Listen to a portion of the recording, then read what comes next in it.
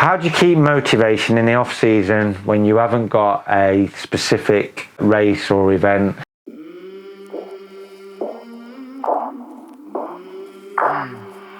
I came from the mud, there's dirt on my hands.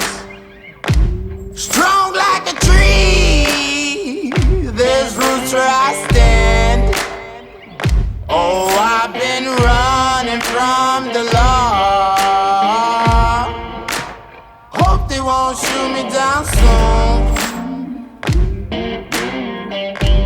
And I always find that there's like two ways that really help with this. Number one, I always find like having a coach is probably like the key point to actually get someone to infrastructure your training, because it gives you the accountability. So if someone's coming to us, it's like they know that we're going to be opening like the Training Peaks, or we're going to be feeding back to you. We'll have like a conversation with you about like, okay, well, why didn't you do like this session? What went right? What went wrong? This is what we're working towards in like this phase of training.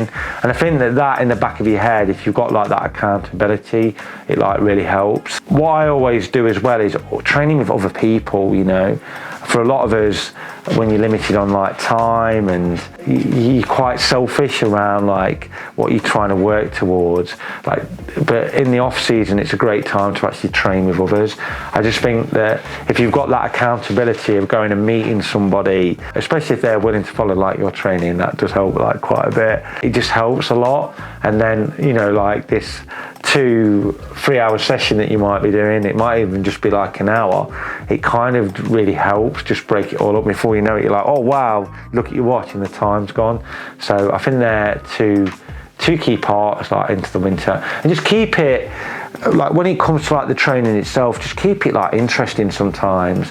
Like you always find a lot of the time is that with training sessions that normally the most simplest ones are the most effective ones. It doesn't need to be overcomplicated.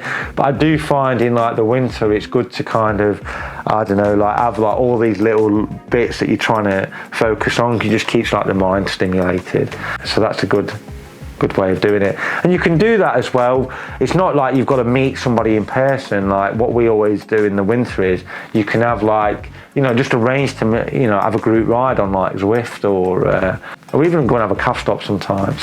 I think for a lot of people, like doing Zwift racing, not all the time, this is where a lot of people go wrong. That doesn't mean do every session I'm doing like a Zwift race, but say like, I don't know, once or twice a week, providing that's not going to kill you off for like the consistency of training, then I don't think it hurts that much. But it's just like if you're killing yourself and you know, like you've hardly done any training, you do like this Zwift race and it kills you off, you don't want to be falling into that trap.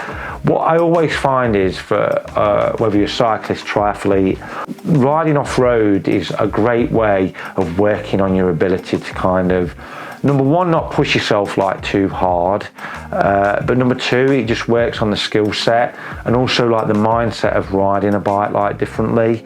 I think for a lot of people, until you try it, you'd find that you actually enjoy some of those sessions a lot more. You haven't got the infrastructure because it's, you know, like if you're riding like a gravel track or in the woods, then there's too much going off. You can't be like looking at your heart rate, your power. You've got to switch off from those things. We all love the metrics, but you kind of like, sometimes it's just nice to go out and ride. But if you're in, you know, like you're implementing like gravel riding or mountain biking, then this ability of riding the bike, like engaging your core, all these different muscles, then it's a great way of just zoning out but getting a quality session at the same time. Yeah, I'm a big believer in like for key events, then the metrics are like, you know, that they're good to have, but you don't need to be a slave to them. I think the people that become to a slave, you almost like it burnout. It's not, you just can't do it like consistently. Like sometimes you have got to go on that run or a ride to just kind of zone out from everything, you know. It does like your mental health like is just good, you know. So don't be scared of not, like enjoying it. And say if you've got like a zone 2 ride, like I see this with a lot of athletes, that they always want to hit like the top of the zone.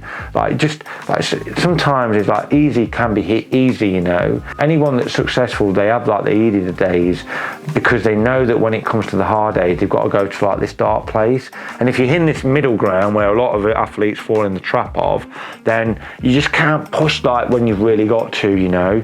So make those easy days easy.